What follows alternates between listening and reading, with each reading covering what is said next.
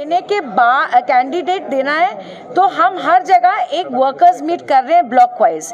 ये बौजाली में एक ब्लॉक है, वो ब्लॉक का मीटिंग था। सो 23 के अंदर, आज क्या डेट है, जो 21, 23 तारीख के अंदर डिस्ट्रिक्ट प्रेसिडेंट एक रिपोर्ट देंगे, वो हम कैलकाटा भेजेंगे।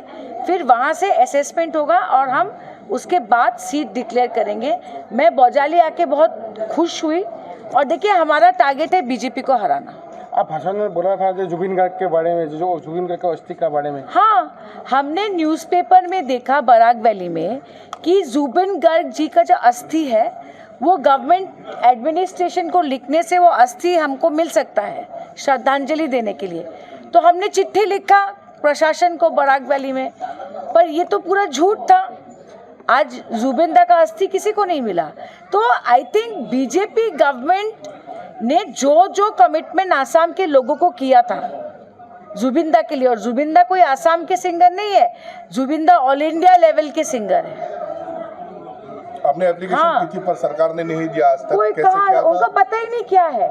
ये आप लोग बताइए ना, ये न्यूज में आया था कि नहीं? कि एक ऐप होगा, आप ऐप में लिख सकते हैं जुबिंदा का अस्थि, आप कहीं भी ले आया था कि नहीं? तो मैंने तो कचहर एडमिनिस्ट्रेशन में लिखा, मेरा एक मेरे फादर के नाम से ट्रस्ट है। कुछ पता ही नहीं क्या हो रहा है, आज तक नहीं मिला। तो अगर इतना सेंटिमेंटल जो पूरा आसाम का सेंटिमेंट जिससे जुड़ा हुआ है, उसके बारे में आप एक कमिटमेंट देते हैं आसाम के गवर्नमेंट को, आसाम गवर्नमेंट, और फिर हवा हो जाता है, ये कैसा इज्जत देना है किसी को? तो गलत बात है। जुबिन गार्गक प्रथमते श्रद्धांजलि जनाइছে। जुबिन गार्गर न्याय আজিলৈ নহল, সেই সন্দৰ্ভত কেনেদৰে ক'ব? চাওক, প্ৰথম কথা, মুখ্যমন্ত্ৰীয়ে কৈ থাকে যে জুবিন গাৰ্গক হত্যা কৰা হৈছে। আমি আইনৰ জৰিয়তে, আৰক্ষীৰ জৰিয়তে হত্যাকাৰী বিচাৰি আছোঁ, আজিলৈ নাম ওলাব পৰা নাই। সন্দেহত বহুতো গ্ৰেপ্তাৰ কৰিছে, শাস্তি দি আছে, কিন্তু মুখ্যমন্ত্ৰীৰ নামখিনি কিয় কৈ নিদিয়ে? এই নাটকখনটো অন্ততঃ শেষ হওক। তেওঁ যিহেতু হত্যা হোৱা বুলি কৈছে, নামকেইটা কৈ দিয়ক। আমিতো নামখিনি ওলাত বহুত কষ্ট পাই আছোঁ, বহুত কষ্ট কৰিব লগা হৈছে। ছিংগাপুৰত যাবলগীয়া হৈছে, হাইকোৰ্টত যাবলগীয়া হৈছে, উচ্চতম ন্যায়ালয়ত যাবলগীয়া হৈছে, আইগতাত যাবলগীয়া হৈছে। কিমান দৌৰি থাকিম? আমাক অকণমান কষ্টটো কমাই দিলে ভাল পালোঁ। যিহেতু হত্যাকাৰীৰ নাম মুখ্যমন্ত্ৰী জানে, ৰাজহুৱাকৈ কৈ দিয়ক আৰু নিৰ্বাচন ভালদৰে খেলক। ৰাজনীতি কৰিতো লাভ নাই জুবিন গাৰ্গৰ নাম লৈ, সেইখিনি আৰু। গ্ৰেপ্তাৰ হৈছে কেইবা জানো? গ্ৰেপ্তাৰ হৈছে, এতিয়াতো তেখেতসকলেতো নিজৰ জামিন আবেদন উঠাই লৈছে। আজিলৈ মই শুনা নাছিলোঁ যে বেল বিচাৰিছে, আকৌ পিটিশ্যনখন উঠাই লৈছে। এইটোতো আৰু ইয়াত বুজা যায় যে মুখ্যমন্ত্ৰীয়ে জুবিনৰ হত্যাকাৰীক ৰক্ষণাবেক্ষণ দিয়ে, যে স্পষ্ট কথা। আৰু তাত ইয়াৰ শিক্ষা পাব, এই নিৰ্বাচনতে পাব। ৰাইজ ভিতৰি একদম এতিয়াও জুবিনৰ আৱেগটো পাহৰিব পৰা নাই কোনো। গতিকে এইটো ৰাজপথত যায় আৰু আন্দোলন কৰি কাজিয়া কৰিবতো নোৱাৰে। এই নিৰ্বাচনত দেখিব বিজেপিক এটা ভিতৰুৱা যিটো সুবিধা হৈছে, ৰাইজ কিন্তু এটা শিক্ষা পাব। আপুনি নিৰ্বাচন খেলাৰ বাবে সাজু হৈছে, কোন সমষ্টি, কেনেকুৱা পৰিকল্পনা? কি ক'লে? কিমানখন আসনত প্ৰতিদ্বন্দ্বিতা কৰে? আমি এইবাৰ TMCয়ে মুখ্য বিৰোধিতা, আমি চৰকাৰক এতিয়াও মই কৈছোঁ, আমি কংগ্ৰেছৰ নিচিনা লম্ফজম্ফ নকৰোঁ। আমি মুখ্য বিৰোধীত থকাৰ উদ্দেশ্যে যিধৰণে আমাৰ মেঘালয়ত আছে, ত্ৰিপুৰাত আছে, আমি প্ৰায় 35ৰ পৰা 40খন আসন আমি প্ৰতিদ্বন্দ্বিতা কৰিম। আৰু বজালী সমষ্টিত আমাৰ দলীয় প্ৰাৰ্থী থাকিব। কংগ্ৰেছৰ পৰা কোনোবা জইন কৰিব নেকি TMC?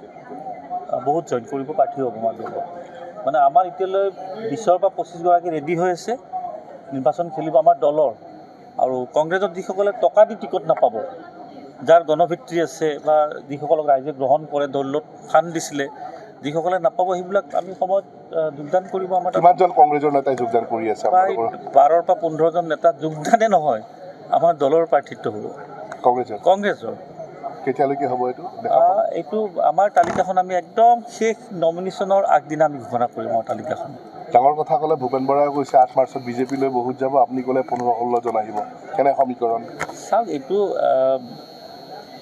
মানে বিজেপি চলাই আছে কংগ্ৰেছী নেতাসকলে। এতিয়া ভূপেন বৰা যোৱাৰ লগে লগে ভূপেন বৰাৰ যিখিনি লগত আছিলে সোমে বাৱে, সেইখিনিও যাব, এইটো স্বাভাৱিক কথা। কিন্তু কেৱল যোৱাই নহয়, দলটো ধ্বংস কৰি যাব। আপোনালোকে কেৱল নেতা যোগদানটো বাদ দিয়ক, এনেকুৱা এটা দিন আহি আছে নমিনেশ্যনত প্ৰাৰ্থিত্ব উইড্ৰ হৈ যাব, কেণ্ডিডেট বিচাৰি নুপৰিব। ইয়াত যিমানে লম্ফজম্ফ নকৰক কংগ্ৰেছে, মুখ্যমন্ত্ৰীৰ প্ৰায় 10ৰ পৰা 15% প্ৰাৰ্থী মুখ্যমন্ত্ৰীৰ মতে হ'ব বিজেপি। এয়ে হৈ গ'ল কংগ্ৰেছত, এয়ে হৈ গ'ল কংগ্ৰেছ দলৰ মানে নিৰ্বাচিত, এই যিবোৰ প্ৰাৰ্থীবিলাক নিৰ্বাচিত তাৰ প্ৰক্ৰিয়া। মুখ্যমন্ত্ৰী দিব, আকৌ কৈ আছোঁ, 10ৰ পৰা 15% প্ৰাৰ্থী কংগ্ৰেছৰ মুখ্যমন্ত্ৰী চূড়ান্ত কৰিব। আপুনি নিৰ্বাচন খেলিব এইবাৰ? 100% খেলিম, দলৰ এটা নিৰ্দেশ আছে। এতিয়া ধৰি লওক মই যিটো সমষ্টিত খেলিব ওলাইছোঁ সেই সমষ্টিটোত বিজেপিৰ প্ৰাৰ্থী নাই, অসম গণ পৰিষদৰ প্ৰাৰ্থী নাই, তাত বিজেপিৰ এজেণ্ট আছে, ৰেকিবুদ্দিন আহমেদ চমৰীয়া। বিজেপিৰ এজেণ্ট বুলি সকলোৱে গম পায়, আপোনালোকে নামটো ক'লে হাঁহি দিয়ে। মই যিমানে সংবাদ মাধ্যমত মন্তব্য দিছোঁ বা ভাষণ দিছোঁ, য'তেই দিছোঁ, ৰেকিবুদ্দিন বিজেপিৰ এজেণ্ট বুলি ক'লে সাংবাদিক সকলেও হাঁহি দিয়ে। তাৰমানে নিশ্চয় আপোনালোকে জানে যে ৰেকিবুদ্দিন বিজেপিৰ এজেণ্ট আৰু মুখ্যমন্ত্ৰীৰ চাকৰ হয়। গতিকে তেনেকুৱা এগৰাকী বিজেপিৰ এজেণ্ট আৰু মুখ্যমন্ত্ৰীৰ চাকৰক বিশেষকৈ আমিতো কংগ্ৰেছৰ পৰাই অহা নহয়, তৃণমূল কংগ্ৰেছটো এটা চৰকাৰত নাছিল। কংগ্ৰেছ কৰ্মীসকলেও প্ৰিয়ংকা গান্ধীক কৈছে যে ৰখিব নালাগে, একো লাভ নাই। সিহঁতে আজি 15 বছৰ এইবিলাক শুনিয়ে থাকিল চৰকাৰ থাকোঁতে, একো গুৰুত্ব নাই, এটা এটাকৈ ওলাই গুচি গৈ আছে। তাৰপিছত তেখেতসকলে আহি তেখেতসকল ডাঙৰ ডাঙৰ কথা ক'ব, কঠোৰ ভাষা প্ৰয়োগ কৰিছে বুলি ক'ব, কিন্তু ফলাফল জিৰ'। আপোনালোকে চাব, কংগ্ৰেছৰ 15 পৰা 20খন আসন থাকিব, মুখ্য বিৰোধীত থকা দল, চৰকাৰত থকা দল 15 পৰা 20খন আসন থাকিব। মুখ্যমন্ত্ৰীক কি আহ্বান জনাই যে আৰু আজি এই জুবিন গাৰ্গ মুখ্যমন্ত্ৰীক আহ্বান জনালে শুনিলেতো ভালে কথা আছিল, আহ্বান জনাই লাভ নাই তেখেতক। আহ্বান জনাই মোৰ কথা পাতি দিয়ক না, মোৰ আহ্বান কি আছে? অসমৰ ৰাইজৰে আহ্বান শুনা নাই, জুবিন গাৰ্গৰ পিছত দেশ গম পাইছে। গতিকে মোৰ একো আহ্বান নাই মুখ্যমন্ত্ৰীয়ে। মোৰ কেতিয়াবা আহ্বান থাকিলে মই কংগ্ৰেছৰ এজেণ্টবিলাক যিবিলাক মুখ্যমন্ত্ৰীৰ লগত ভাল, তেখেতসকলক ক'ম যে ৰেকিব আছে, জাকিৰ সিকদাৰ আছে, নন্দিতা দাস আছে, তেখেতসকলক ক'লে আচল কথাটো মুখ্যমন্ত্ৰী হয়তো শুনি পাব, কিন্তু মই ক'লে নুশুনে। আপুনিও কংগ্ৰেছত আছিলে, কিন্তু কংগ্ৰেছত ইমান খহনীয়াৰ কাৰণ কি? আৰু এতিয়া যিহেতু APCC বুলি কোৱা গোটেই খহনীয়াৰ কাৰণ একমাত্ৰ হৈ গ'ল ধুৰন্ধৰ ৰকিবুল ডকাপাছ। মই সেইদিনা সাংবাদিকক কৈছোঁ, কংগ্ৰেছ কৰ্মীয়ে য'তে পাতে পিটন দিয়ক, ৰাজভৱনত পিটক, নগাঁও ৰাজভৱনত পিটন খোৱা অভিজ্ঞতা আছেই। ৰকিবুল হুছেইনৰ কথা কৈছোঁ, আৰ বুলি যিটো আপুনি কৈছে APCC আৰ, মানে APCC ৰকিবুল হুছেইন। কিন্তু ভূপেন বৰাই দলত থাকি সভাপতি হৈ ক'লে ভাল লাগিলে হয়, কিন্তু দলৰ পৰা ওলাই যাই কৈছে। মইতো দলত থাকি ৰকিবুলৰ বিৰুদ্ধে কৈছিলোঁ যে পূব পাকিস্তানী হয়, বিজেপি এজেণ্ট হয়। প্ৰয়াত যিটো আমাৰ উমা ফুকন, শ্বহীদ আমাৰ ফ্ৰীডম ফাইটাৰ আছিলে, ভোগেশ্বৰী ফুকননিৰ পুত্ৰ, তেওঁ কৈছে যে ৰকিবুলৰ পৰিয়ালটো পূব পাকিস্তানী হয়। দুলু আহমেদে মিছা ক'ব পাৰে, উমা ফুকনেতো মিছা কথা নকয়। সেইকাৰণে মই কৈছোঁ, ৰকিবুল হুছেইনক কংগ্ৰেছ কৰ্মীবিলাকে খুব পিটিব লাগে, য'তে পাই ত'তে পিটিব লাগে। ৰাজনীতিটো মাৰপিট থাকেই, আমি দেখি আহিছোঁ।